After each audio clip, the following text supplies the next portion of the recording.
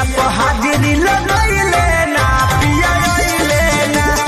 रस गरमस के गिरैले ना पिया पिया में विटामिन की कमी है, थोड़ा थोड़ा देहिया में पानी की नमी है। मिलो न हमरा से भूल जाओगी